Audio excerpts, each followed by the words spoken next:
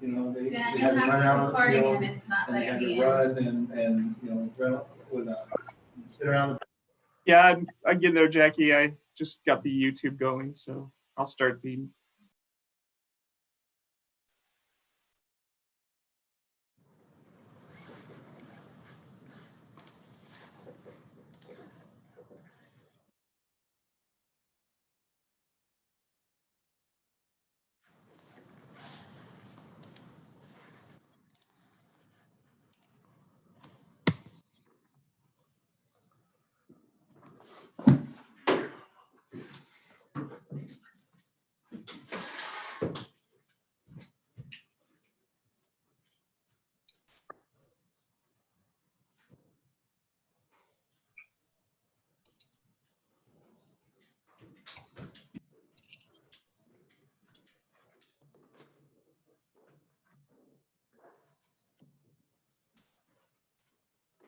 Morning, everyone.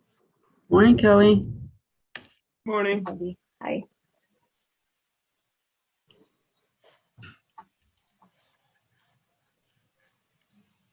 We'll get started in a couple minutes.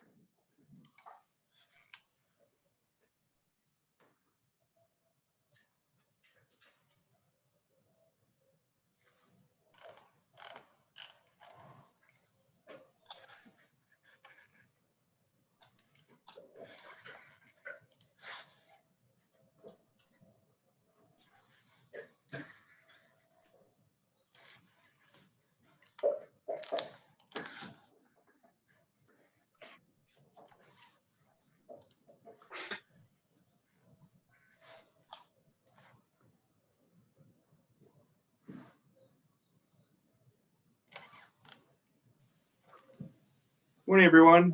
I have 9 o'clock on my watch, so I'll go through roll and get the meeting started. And welcome to our first hybrid meeting. We're excited to be able to present this option. So let me go through the roll call, and then I'll turn it over to our chair, Kelly Mullen, to get the meeting started. Kevin Berry. Don't see Kevin. Alex Wolfson. Here. Kurt Dietrich. Good morning, present. Morning, Kurt. Kelly Mullen. Present. Amber Sosa. I'm here. Good morning.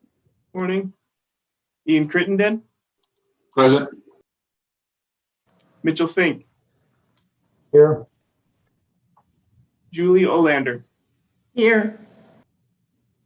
Daniel Inouye. Here. Chris Talley. Good morning here. Morning. Elaine Wiseman. Good morning, I'm here. Morning, Elaine. Sandy Freund.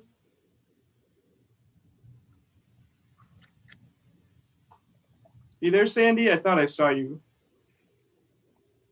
Yeah, I'm here. Sorry, I had to unmute myself. No worries. Thanks. Thank you. Okay. Lissa Butterfield. Good morning. I'm here. Good morning. Enos Hahn. Don't see Enos. We do have a quorum. For the record, I'll just read off the names of all the other attendees. Dan Dengis with RTC. Also with RTC, I see Amber Bowsmith, Bill Thomas,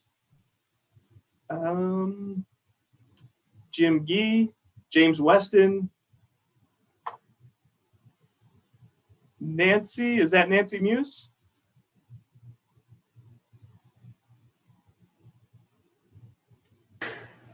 Nancy? Yeah, I think she's That is Nancy Muse. Sorry. Thank you. Rebecca Capular, Roy Flores, and in the conference room, you guys are very tiny, but I believe I see Mark Maloney, Amy Cummings, David Carr, Jackie Maldonado.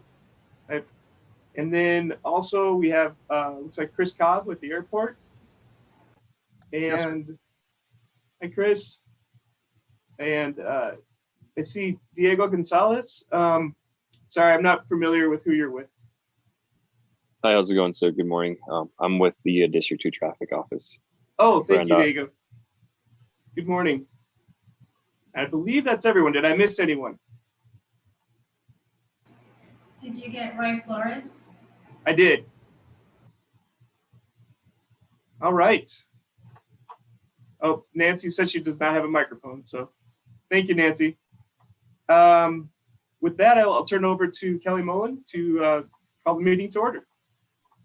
Thank you, Dan. Good morning, everybody. Calling the Regional Transportation Commission Technical Advisory Committee meeting of June 3rd, 2021 to order. It's approximately 9:03 a.m. First item on the agenda is approval of the agenda. Do we have a motion to approve? This is Julie Olander. I move to approve. Thank you. Chris Do we have a Tully. second? Team RPA second. Thank you, Chris. Any discussion? All those in favor say aye. Aye. Aye. Any opposed? All right, motion carries unanimously. Moving on to item number 2, public comment. Dan, do we have any public comment this morning? We do not have any public comment. Thank you. Moving on to item number 3, approval of the May 6th, 2021 meeting minutes. Are there any comments on those minutes? And if not, may I have a motion to approve? Chris Tully, Team RPA. I was not here for the meeting, but under item 3, I see it says the CMAC, and I believe that should say the RTC TAC. So that's one correction. That's all I have. Thank you. Anyone else? Kelly, this is Julie Olander. Under item 4, it says Julie Olander, City of Reno seconded. I'm with Washoe County, so just need to have that correction. Thank you. Any others? All right, with those changes, do we have a motion to approve? It's Julie Olander. I move to approve. Thank you, Julie. Do you have a second? Amber Stokes, the City Sparks, second. We have a motion and a second. Any discussion? All right, all those in favor, please say aye. Aye. Aye. Any opposed? Motion carries unanimously. Moving on to item number 4, acknowledging receipt of the report on the Audi and Wells Multimodal Improvement Project. Thank you, Kelly. I will turn this item over to Maria Paz Fernandez, who I will note for the record also just joined the meeting, and she's going to give the presentation.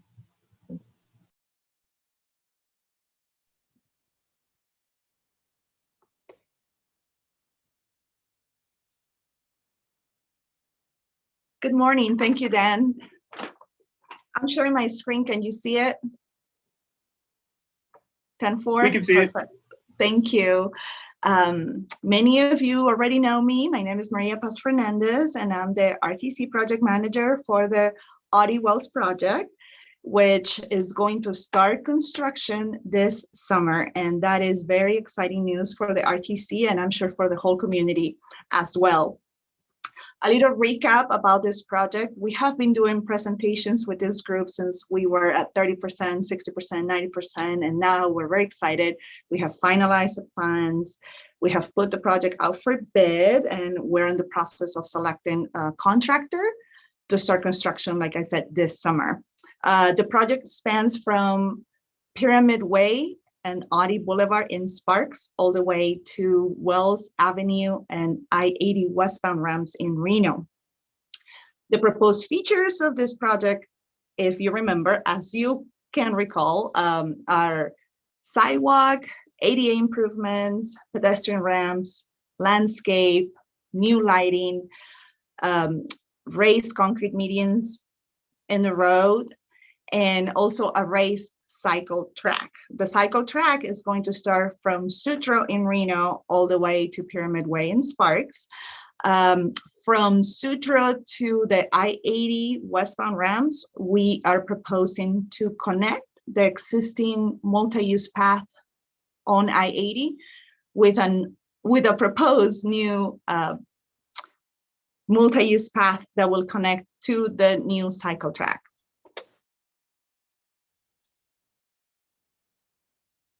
We have divided the project in 4 different phases to ease of construction to minimize disruption of the traffic commuting to that area. We are going to start construction this summer on phase 1, which is in Sparks, and it is from Pyramid Way to Sullivan. Phase 2, we expect to start construction next spring, 2022, Sullivan to Silverado Boulevard. That's mostly Reno. Phase 3 is Silverado to Sutro, and that will be in the fall of 2022. And then finally, in the summer of 2023, we plan to start phase 4, which is Sutro to I-80 westbound ramps in Reno. We have our typical cross-section for the sidewalk and the cycle track. So as you can see, 6-foot sidewalk, about 5 feet of landscape with trees, and the raised cycle track, which is 6.5 feet, and then the curb, which is 2 feet, very typical. The typical cross-section from I-80 to 9th Street, we have the multi-use path, and we do not have a raised concrete median on that area. We do have a landscape strip that separates the sidewalk from the travel lane. From 9th to Sutro is very similar. We have the middle lane. We don't have a raised cycle track. We do have sidewalk on the livestock event center side. And then across the street, we were able to preserve the existing on-street parking. And we put the landscape strip separating the multi-use path and the traveling. Now from Sutro to Rock, this is where we were able to implement, and we will construct all the features that we were proposing on the corridor study, which are the raised median dividing the flow of the traffic. Then on the sides, we have the raised cycle track, landscape strip separating the sidewalk, and then additionally, we're including lighting and privacy wall that will kind of cover the back fences, the private back fences.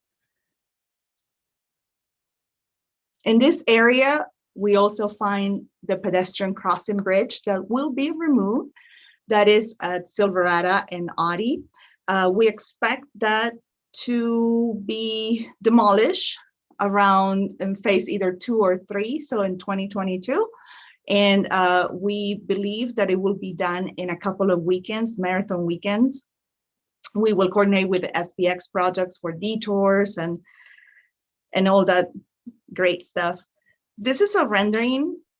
I've shared this before. You can see the raised median, and on the side, you can see the raised cycle track, landscape with trees. There's lighting, pedestrian lighting, roadside lighting, and you can also see the proposed privacy wall that will be covering the private fences.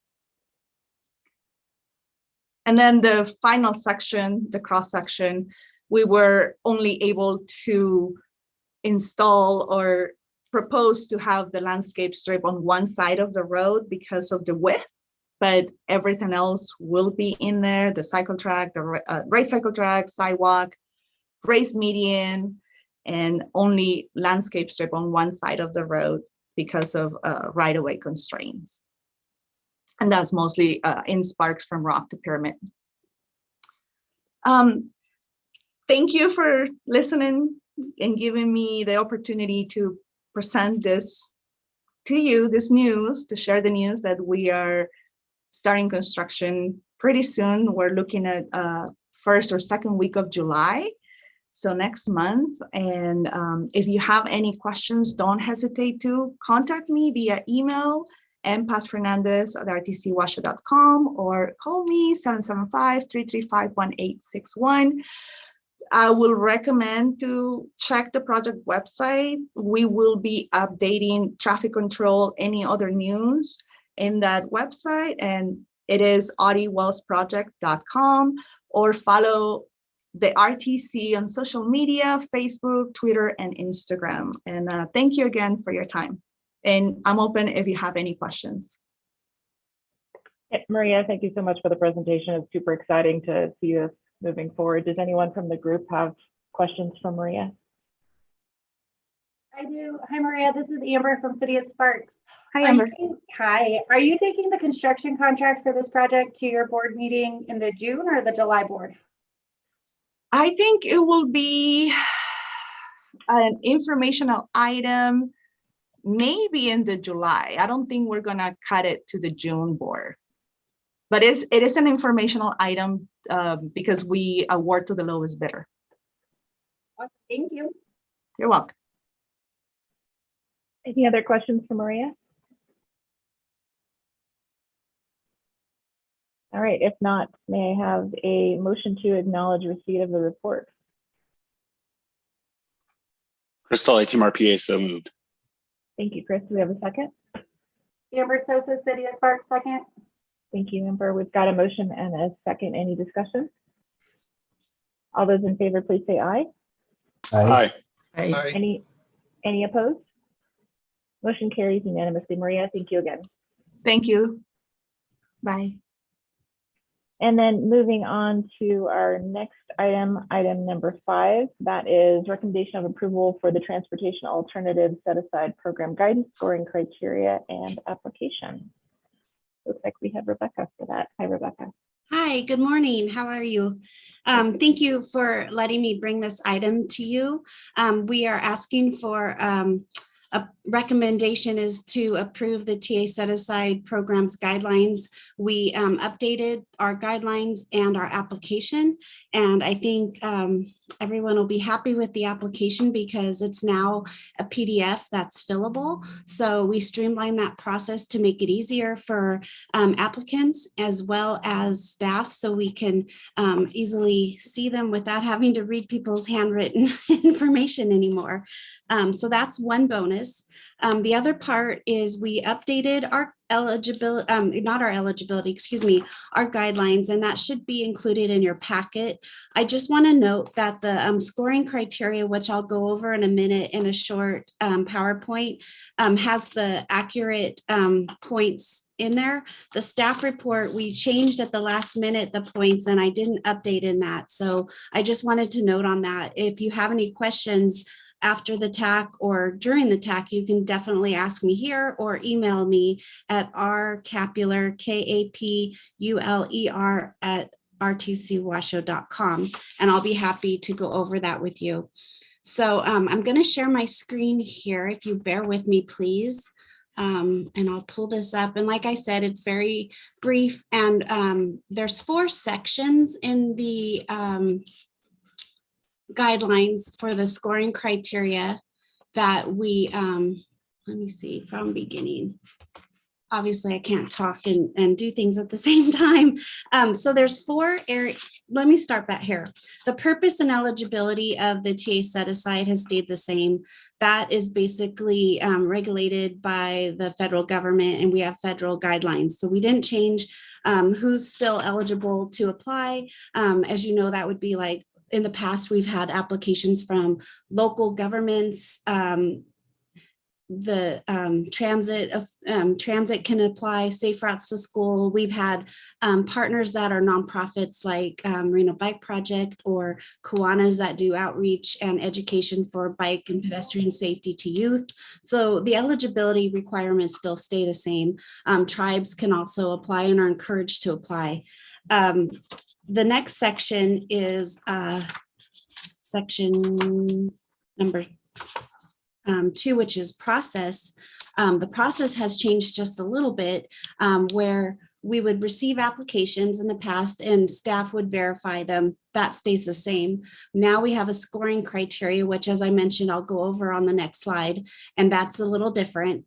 And when we used to get the applications and verify them, we would bring them to the committees. And at that point, people would kind of decide how and what we're going to do and who gets funded, or, you know, and sometimes we would have more funding available, less funding available than we had applicants.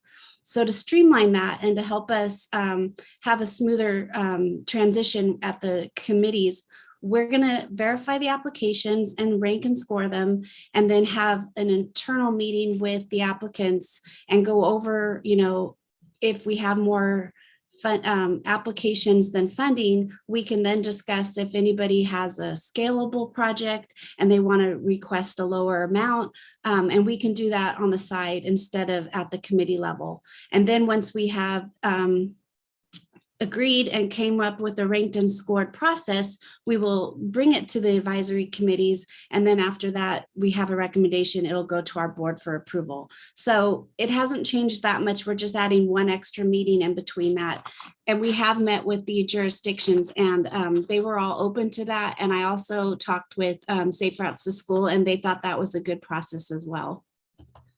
So as I mentioned, we have a new scoring criteria, and it's very much in line with our 2050 RTP. So we wanted to make sure that we were meeting all of our guiding principles and staying in harmony with what's already been established. So if you go on if you want to follow it along on your guidelines in the packet, it would start on page 5, and it's section 3. So we have the first section, there's 4 sections in the scoring criteria. The first one is about project benefits and safety enhancements. And basically, we're just looking to see if the project has been approved in a plan, like a corridor study, the RTP, or possibly a master plan from one of the local jurisdictions. Maybe it's not in a plan, but it's in a program or a mission. That would be applicable too, and then you would get points for that. The second question is about safety and traffic calming for non-vehicle road users. So you would get points if it provides some safety measures. The other aspect here is if it serves multiple modes of transportation. So perhaps it's a project that would have enhancements for both bicycles and pedestrians, you would get an extra point. And then of course, if it connects to an existing facility, it would get an extra point. So that would be really like if it's got some sidewalk that's not there and you're connecting to existing sidewalk, or if it's a bike infrastructure and you're adding it for connectivity or even to transit, that would be an example of that. Section 2 is equity and environmental justice. We do have a question on this from the city of Reno. So internally, we just got it this morning, but we're going to be looking at the maps, and the map that's on the application might change just a little bit for clarification. So anyways, you will get an extra point if the project is located in one of the environmental justice populations that were identified in the RTP. And there's a lot of those. It could be 65 and older populations, poverty. So there was a lot of different types of components that made up what's environmental justice, and that is chapter 9 of our RTP. And then the other question in that section has to do with essential services. So if you are submitting an application that is in an area that has medical services, schools, grocery shopping, any type of government services, any type of key essential services, you would get an extra point for that. Oops, did I skip? Yes, I did. Sorry. So section 3 and 4 are very similar. Section 3 pertains to a project that's applying for infrastructure funding. Section 4 would be non-infrastructure. So you don't have to fill out both. It would just be pertaining to which type of application you're doing. We want to try to help us get these projects going and get them implemented. So the readiness is an important factor to that. If the project can be implemented within 12 months, and an example of that would mean it wouldn't need any utilities relocation, environmental exclusions, right-of-way, that would be where you would get the full points for that. If it's more difficult to construct and will take maybe 24 months, it does require right-of-way or any type of utilities, that kind of thing, then it would probably get moved back, and you would just get 1 point for that. So we're really trying to help us get these applications so they'll be project ready to go, and then we can move forward. In section 4, what we're looking for is the same thing with like Safe Routes to School or an educational outreach program. If there's already partnerships established and the program's ready to go and there's an evaluation process already in place, then you would get the full points, which would be 3 points. And then if there's something that needs to be developed and it's just a thought and it's not established yet, then you would get 1 point because it would be up to, not as project ready. So those are really the only 4 areas that we're looking at doing our points on. And I'm happy to take questions or answer any, issues or problems or hear any positives that you might have on it as well. Becca, thank you for the presentation. I've got a couple of follow-up questions, but I'm going to ask the group first if there's anyone that has any for Rebecca. Absolutely. Doesn't look like any are popping up, so I'll go ahead. Just a couple of questions related to the scoring. I love how you've broken it down. One of the questions I had, though, was related to comparing the scoring for the benefits versus the project readiness, and it looked like the readiness was being scored potentially higher. You could get more points just from it being ready versus the benefits, and I wonder if that might be something that we could take a look at, of potentially providing additional points if there are significant benefits. I totally understand, the desire to make sure that the projects are ready. It just feels like, in that award, in awarding this money out, that the benefits should be pretty high on that also. Yes, I'm not getting my presentation to go back. Oh, here we go. I stopped sharing. Yeah, we can definitely look at that. So what you're saying is in the benefits is 4 points possible, and the project readiness was 5 points. And you would like to see it be maybe weighted differently, where it was 5 points for readiness, 5 points for project benefits, and lowering that to 4 points for readiness. Something like that. Yeah, just where the benefits are kind of, weighted higher overall. Yeah, we'll definitely take a look at that. Thank you for bringing that up. That's a good point. Thank you. And then one of the other questions, just based on, on the readiness for an infrastructure project versus a non-infrastructure project, it looks like priority is given to those infrastructure projects that are ready versus non-infrastructure projects that are ready or would take less time. Is that accurate in how we've generally looked at them in the past? Well, in the scoring criteria, yes, it does look like that. But when we will get together, historically we, excuse me, are comparing these all together, and they're not really apples to apples. They're different criteria and different information. So we're going to be kind of looking at them separately, not against each other. So I think that's going to be helpful. And the other part of it is, as you may recall, Safe Routes to School used to rely on the TA set aside to fund the coordinators. And now we use different funding for that. And so it's not a must-have for them to continue the program. So they get other funding for the coordinator positions. And so this frees up funding for the locals to use for types of safety measures on local streets. So that's why we're looking at them a little differently, if that makes sense. It does. Thank you. You're welcome. And last question, just related to where it breaks down let me bring up the page. Sorry.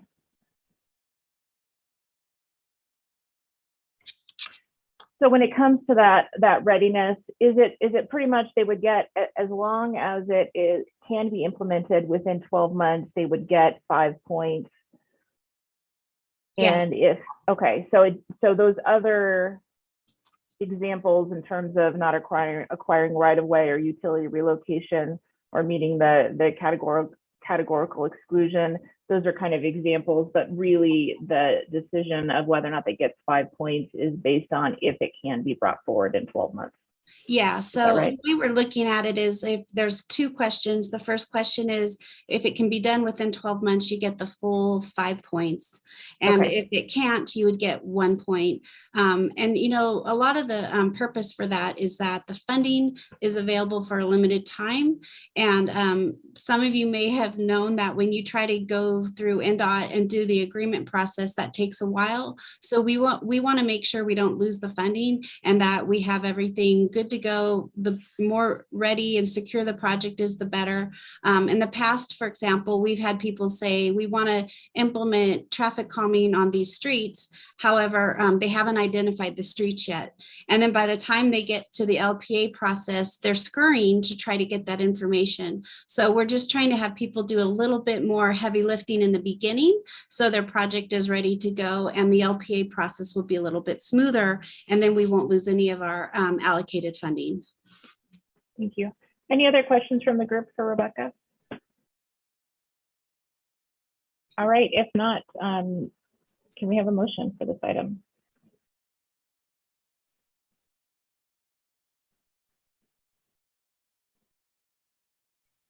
Julie Olander, I move to approve the report. Julie, thank you. We've got a motion, and just to clarify, that's the motion for recommending approval of the guidance scoring criterion application. Yes, thank you. Thank you. Do we have a second? Mitchell Vink, Washoe County, second. Thank you. We've got a motion and a second. Any discussion? All those in favor, please say aye. Aye. Aye. Aye. Any opposed? Motion carries unanimously. Rebecca, thank you again. Sure, Kelly. I want to add one quick thing that I didn't mention that I think is valuable. When we met with the jurisdictions to go over the scoring criteria and just get their input, we asked about the process for the applications and how long it would be good to keep how long to keep the call for projects open. And typically we've done 6 to 8 weeks, but because a lot of the times the jurisdictions like to take this to their boards and councils and get a prioritization of projects and get back to us with the applications, they all said the longer the better. So when we do our call for projects next, which hopefully will be soon, we're just waiting for the funding to become available. We will then go ahead and try to have the call for projects open for up to 3 months to make that happen. So I just wanted to let you know that clarification. If anyone's wondering why our call for projects are so long, it's because we're working with the jurisdictions to help them get the best applications and prioritize them through their councils. That's very much appreciated. Thank you. You're welcome. Thank you for letting me bring this to you guys. All right, moving on to item number 6, development updates. Let's go ahead and start with City of Sparks. I don't have anything at this time. Thank you, Ian. How about Washoe County? Julie or Mitch? Washoe County, this is Julie Olander. I don't have anything either, Kelly. Thank you. Okay, thank you. And for City of Reno, in terms of updates, we do have a couple of new upcoming notable projects that are in for review. Out on Military Road, a 60-lot tentative map is proposed to be heard by the Planning Commission in July. And also on Military Road, a project called Arroyo Crossing has been submitted. That's 265 lots. And last one, another tentative map, 67 lots, just northeast of Somerset. That's called Ventana Ridge. And that is also scheduled. All 3 of those are scheduled to go to our Planning Commission in July. That's all I've got for development updates. We'll move on to item number 7, member items. City of Reno. Kurt, is there anything you'd like to share with the group? The only thing of regional significance is we just completed our traffic signal relamping project for NDOT signals throughout the region. Thank you. Thank you. All right, moving on to the Airport Authority. Lissa or Chris? Good morning. This is Lissa. We don't have anything new to update since last month. Projects were updated. Thank you. Thank you. Next up, City of Parks. Amber, Ian. I don't have anything at this time. Thanks. Thank you. FHWA, Ina. And I don't think we've got him on the line. Anyone else from FHWA? All right, moving on to Washoe County. Julie or Mitch? This is Mitch in Washoe County. I have no updates at this time. Thank you. Thank you. Next up is Air Quality Management Division. Daniel. Good morning. Nothing this month. Thank you. Thank you. NDOT. Kevin or Alex? So for NDOT, SBX Spaghetti Bowl project's moving along pretty well. Current traffic control is going to be in place like that for a while. There'll be some traffic control shifts later this year. Southwest McCarran project from Skyline to Virginia Street. They are doing final paving as we speak. We should be seeing substantial completion of that project by July. That includes quite a few left turn lane extensions in the Plumas Lakeside area. So that's going along pretty well and should be done pretty soon. That's all I got for NDOT.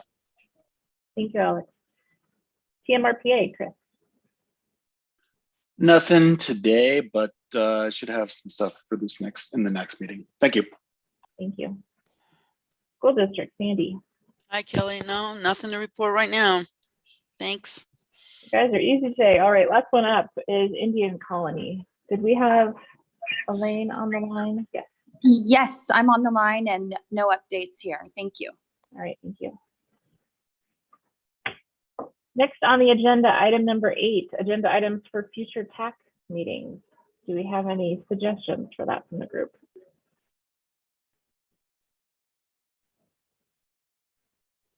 Not seeing any, so we'll move on to item number 9, RTC staff items. And Kelly, I don't have anything, but I would open it up to my colleagues as well. Thank you, Dan. Hi, Kelly. This is Rebecca again. I just have one quick update. Vision Zero has changed their meeting day and time. So the next meeting is scheduled for 9 a.m. on June 21st. And we have a pretty full agenda already. Just to let you know, we'll be talking about the pedestrian safety zones, which just got approved through the Reno City Council, which is very exciting because there haven't been any in the state of Nevada yet, and we're going to start working to implement that. And then we're also going to be talking about a pedestrian campaign, and we'll be showing you all the information on that. So if you are interested and you're not on the information, let me know and I'll send you the link. It's also on, we also post our agendas on the website, visionzerotrekkingmeadows.com. Thank you. Great, thank you, Rebecca. Any others from RTC?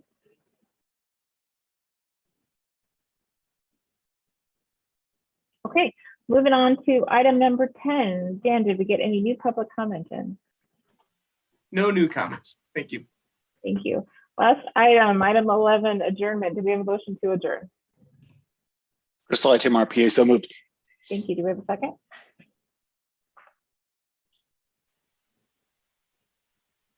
Would anyone like to second adjourning? Can I second my own motion? Chris Cobb, RTA, I'll second it. Thank you. We've got a motion and a second. Any discussion? All those in favor, please say aye. Aye. Aye. Any opposed? All right. Motion carries unanimously. We are adjourned. Thank you, everyone. Have a good rest of your day. Thank you. Thanks, everyone.